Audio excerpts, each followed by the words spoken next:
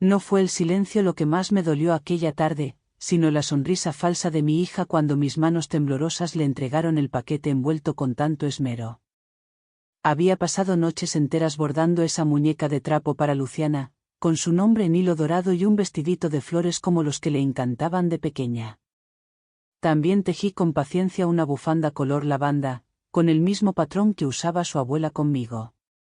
Pensé que sería un regalo que uniría generaciones. Recordé entonces cuando Mariela era niña. Brincaba de alegría con una simple caja de cartón si creía que tenía algo dentro. ¿En qué momento empezó a pesar más el precio que la intención? ¿Cuándo se convirtió en esa mujer de cejas perfectas, sonrisa medida y palabras filosas como cuchillo de cocina? Era el cumpleaños de Luciana. Verano de 2019. Córdoba ardía bajo un sol implacable, y aún así el jardín trasero de la casa de Mariela lucía como una postal. Globos rosa atados a los árboles, aroma a empanadas recién horneadas, niños correteando con gorritos de papel. Todo parecía festivo, pero yo sentía que bajo ese barniz de alegría se escondía algo frío.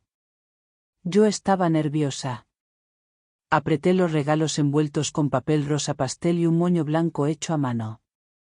Cuando por fin me acerqué a Luciana, me recibió con un abrazo cálido que me derritió el alma. «Gracias, abuela», dijo, y sin esperar permiso, abrió el paquete. Sus ojos se iluminaron al ver la muñeca. La abrazó con fuerza, y luego, sin que yo lo esperara, se puso la bufanda al cuello y me susurró: «Es suavecita como tú, abuela». Se me hizo un nudo en la garganta. Pero entonces llegó la puñalada.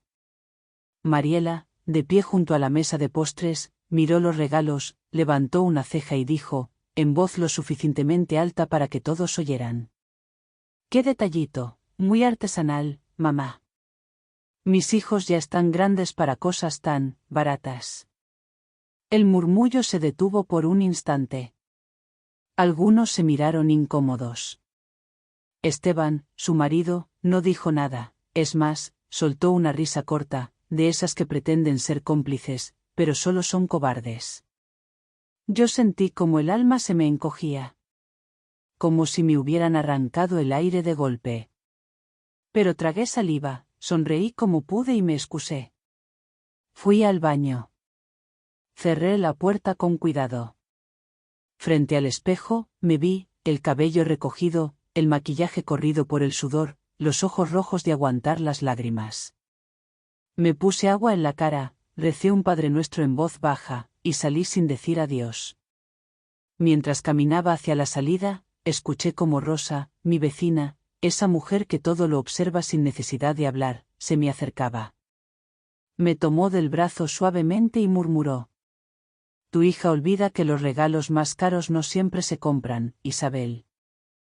Asentí, pero no dije nada. No podía. Volví sola a casa, con la bufanda de Luciana aún perfumada en mis manos. Subí al altillo donde guardo mis cosas de siempre. Encendí una vela frente al altar que tengo con la imagen de la Virgen de Guadalupe, junto a la foto de Ernesto cuando aún reía. Me arrodillé con lentitud, como hacen las mujeres viejas y cansadas, y susurré: «Perdónala, Señor, pero esta vez, no quiero ser mártir». El silencio de Mariela duró semanas. Pero no era un silencio vacío, era un peso que se arrastraba por los días como una sombra larga, más densa que cualquier grito.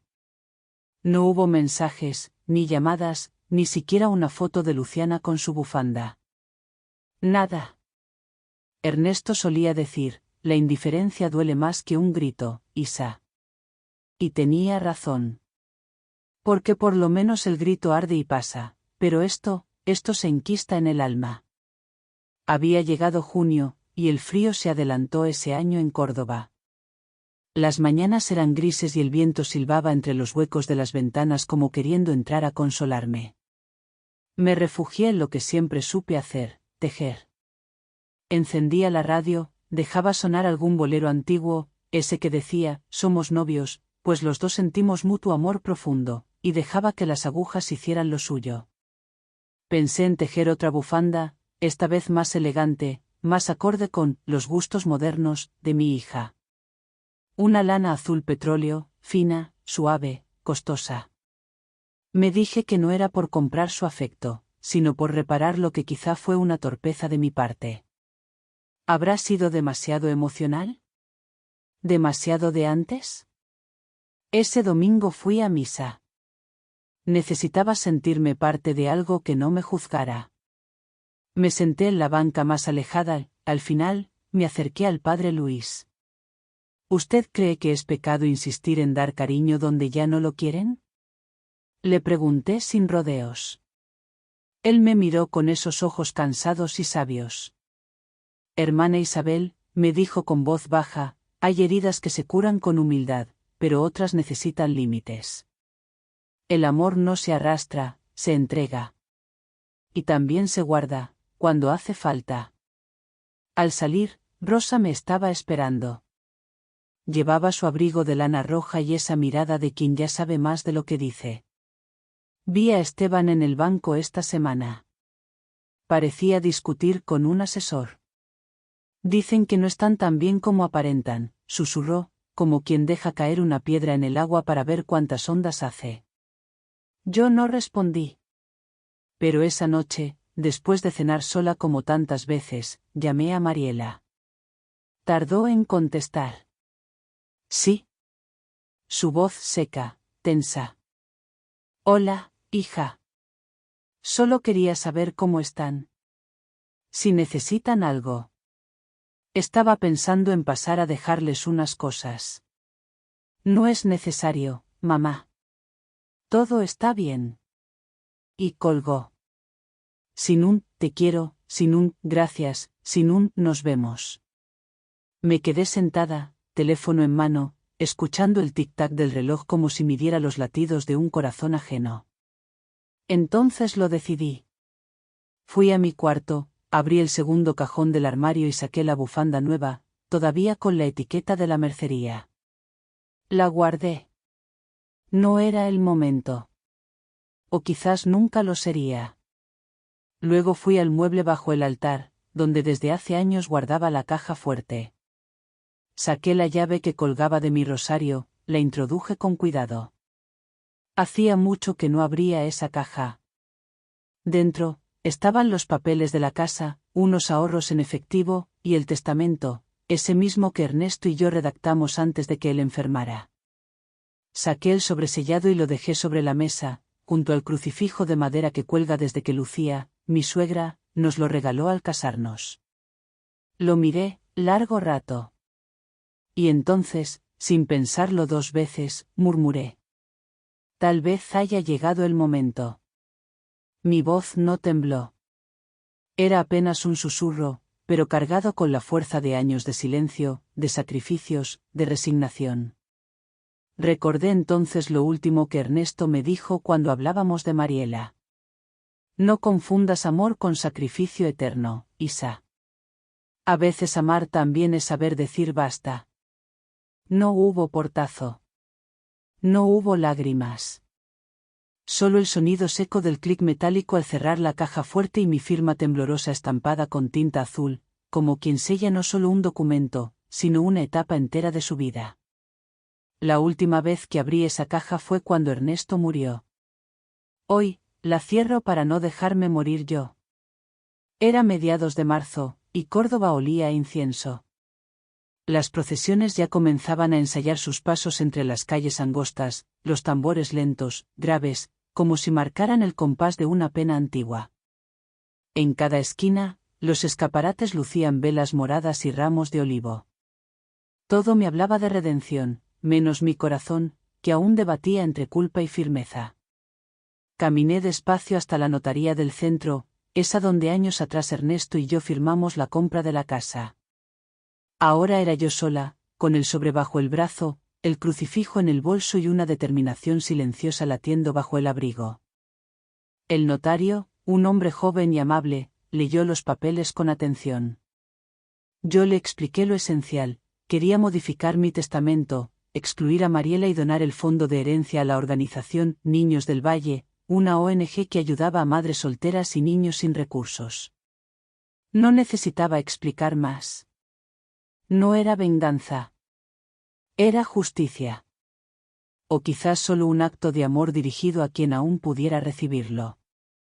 ¿Estás segura, señora Isabel? Me preguntó, como exige la ley. Lo estoy. Tal vez no lo estuve en muchas cosas, pero en esto sí. Mientras firmaba, una imagen me asaltó, Mariela, con 6 años, abrazando una caja de lápices de colores que le regalé en Navidad. Su cara iluminada. Gracias, mami, son mágicos. ¿Qué pasó con esa niña? Salí de la notaría con el documento en mano y tomé un taxi hasta la sede de la ONG, un edificio sencillo con dibujos infantiles en las paredes y olor a sopa recién hecha. Me recibió una joven de rostro cansado pero mirada viva. Se llamaba Carla. ¿De verdad es una donación? ¿Así, sin más? Preguntó con voz entrecortada. Sí, hija. Sin más. Bueno, con todo lo que tengo, en realidad. Carla me abrazó. No como hija, sino como alguien que entendía que a veces la generosidad también es un grito desesperado por no perderse. Volví caminando. El cielo estaba gris, y unas gotas tímidas comenzaron a caer. Me detuve en una plaza y me senté en un banco de piedra. Miré a lo lejos a unos niños jugando bajo la lluvia y sentí que, por un instante, la culpa cedía terreno al alivio. No era alegría, pero sí algo parecido a la paz. Al llegar a casa, ya con la bufanda empapada, revisé el buzón. Solo había una cosa, una postal con la letra de Mariela. La leí despacio, cada trazo como un alfiler. Pasaremos Semana Santa, en Punta del Este. Que estés bien. Nada más. Ni una pregunta por mí. Ni un, te extraño, ni siquiera un, mamá. Doblé la postal sin terminar de leerla. La dejé sobre la repisa del comedor, al lado del portarretrato de Luciana, una foto de cuando tenía 3 años, con las manos llenas de pintura y los rizos enredados de tanto correr por el jardín. Me quité los zapatos, encendí una vela frente al altar. Pero esta vez no recé. Solo observé la llama danzar y sentí que, quizás, esa era mi manera de pedirle al cielo que me dejara seguir sin hundirme. En la radio comenzó a sonar un bolero antiguo, uno de esos que Ernesto tarareaba mientras me ayudaba a preparar empanadas los domingos. Contigo aprendí que existen nuevas y mejores emociones. Sonreí, triste. Sí, aprendí, susurré. No todo lo aprendido es dulce. Pero también es parte del vivir. No hay nada más triste que poner la mesa para 6, y terminar comiendo sola frente al silencio. Los cubiertos relucían, las servilletas bordadas con mis iniciales descansaban sobre los platos, y en el centro, un jarrón con margaritas y azucenas amarillas. Preparé tamales, como todos los años. Incluso cocí el arroz con leche con canela, como le gustaba a Tomás de niño, aunque ahora apenas me recuerda cuando me ve. Cuando Mariela se casó, me miró a los ojos y me prometió. Nunca vamos a dejarte sola en las fiestas, mamá. Hoy es domingo de resurrección. No hay risas, ni pasos corriendo por el pasillo, ni voces preguntando si falta mucho para el almuerzo. Solo el tic-tac del reloj y el aroma a anís flotando entre las paredes. Intenté que fuera una Pascua en paz. Me levanté temprano, me puse mi blusa blanca con flores bordadas, prendí una vela al Cristo resucitado en mi pequeño altar, y llevé 3 canastos de comida a niños del valle. Carla me recibió con un abrazo cálido, y los niños corrieron hacia mí como si me conocieran desde siempre. Leí cuentos sentada en una alfombra de colores, con las piernas entumecidas pero el alma despierta. Cantamos, resucitó, resucitó, aleluya, aunque sus voces pequeñas a veces se perdían en carcajadas. Uno de ellos, un niño con la nariz sucia y los ojos enormes, se me acercó y me susurró. ¿Usted puede ser mi abuela? No supe qué decir. Solo lo abracé fuerte, conteniendo las lágrimas. Qué ironía tan cruel, mi nieta, a quien le tejí bufandas con el alma, ya no me llama. Y aquí, un niño sin sangre ni apellido mío, me regala lo que más anhelaba, pertenecer. Volví a casa con el corazón agridulce. Saqué los platos, calenté los tamales al horno, puse música suave. Me senté a la cabecera, como cuando Ernesto estaba a mi lado, y brindé en voz baja. Por lo que fue, por lo que ya no será, y por lo que aún pueden hacer. En medio del almuerzo, Rosa apareció con su paso cansino y una sonrisa forzada. Te traje un poco de arroz con leche. Sé que haces el tuyo, pero este tiene pasas, como le gustaban a Ernesto. Gracias, Rosa. Ella me miró con esos ojos que todo lo ven, incluso cuando uno intenta disimular. Hoy no solo resucita Cristo, Isa. Hoy resucita a quien ama. No te olvides de eso. Asentí, aunque sentía que el amor, a veces, era solo una cruz más pesada que la que Cristo cargó. Por la tarde, me senté a ver la televisión. En el canal local transmitían una entrevista con el padre Luis, grabada desde la catedral. Él hablaba con la serenidad de siempre. El perdón es divino, pero la dignidad también lo es. Y hay momentos en que el alma debe decir, hasta aquí, incluso a quien más se ama. Apagué la televisión sin decir palabra. En el reflejo de la pantalla, vi mi rostro cansado. No anciano, solo lleno de heridas que no sangran pero duelen. Esa noche, antes de acostarme, me senté en la sala a ordenar una caja vieja de papeles. Entre recibos, estampitas y libretas de notas, encontré una postal que no veía hace años. Mariela, con 7 u 8 años, me abrazaba en la imagen. Detrás, en su caligrafía infantil, decía: para la mejor mamá del mundo. No te vayas nunca. La sostuve con las 2 manos, y por primera vez en días, me permití llorar. No de rabia. No de tristeza. Lloré por todo lo que fue verdadero alguna vez. La guardé en mi bolso, como quien lleva un relicario invisible. Un testimonio de que hubo amor, aunque se haya extraviado. A la mañana siguiente, mientras tomaba café con leche, abrí mi computadora para ver el clima. Sin querer, vi un anuncio en un sitio de bienes raíces. Hermosa propiedad en el barrio de Nueva Córdoba. Ideal para inversión. Dueños, Esteban y Mariela. ¿Vendían la casa? Sentí un frío que no venía del clima. Algo no estaba bien. Algo se movía por debajo del silencio, como un río turbio antes de la tormenta. Pensé que la herencia que dolería sería la del dinero. Pero no, la que más pesa es la del silencio. Ese que se instala entre madre e hija y se queda ahí, ocupando los espacios, ensordeciendo las palabras no dichas.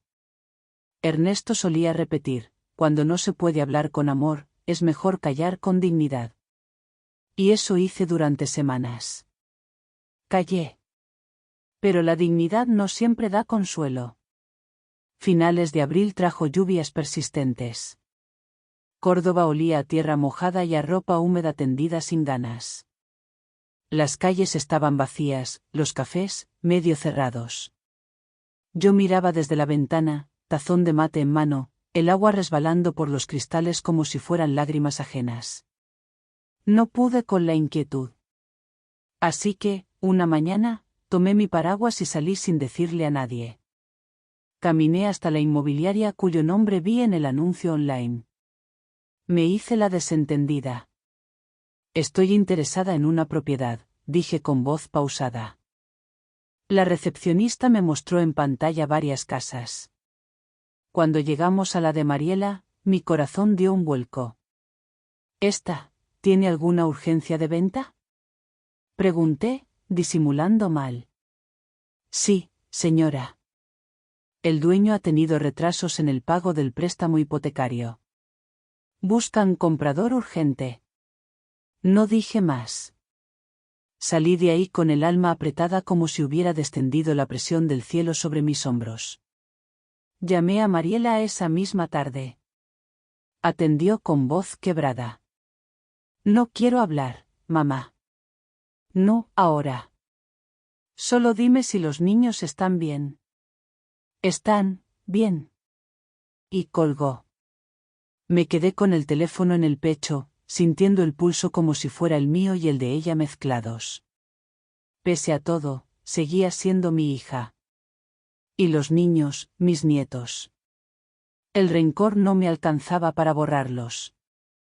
Esa noche fui a misa. No para pedir milagros, sino para encontrar un poco de silencio dentro del ruido de mis pensamientos. Llevé un sobre. Dentro, algunos billetes que guardaba, por si acaso, y una nota escrita con letra temblorosa. Para quien lo necesite. Que no falte pan ni techo donde haya niños que aún creen en los Reyes Magos. Lo dejé discretamente en la colecta, sin nombre. No era caridad. Era un acto de fe, o de amor que se disfraza de fe. Al salir de la iglesia, Rosa me esperaba bajo su paraguas floreado. ¿Qué hiciste, Isa? Preguntó, directa como siempre. Solo dejé algo en la colecta. ¿Aún la ayudas, después de lo que te dijo? La miré. No con culpa. Con certeza. No lo hago por ella. Lo hago por los niños. Porque ellos no eligieron esto. Rosa bajó la mirada, apretó los labios y no dijo más. A veces, hasta los más firmes entienden que el amor de madre no se negocia. Volvimos caminando juntas, en silencio. La lluvia era suave ahora, como si bendijera lo que no se podía explicar con palabras. Ya en casa, encendí la luz de la sala. La bufanda tejida seguía allí, doblada sobre el sofá, desde aquel día en que la guardé sin destino. Pensé en tomarla, en guardarla en un cajón. Pero no.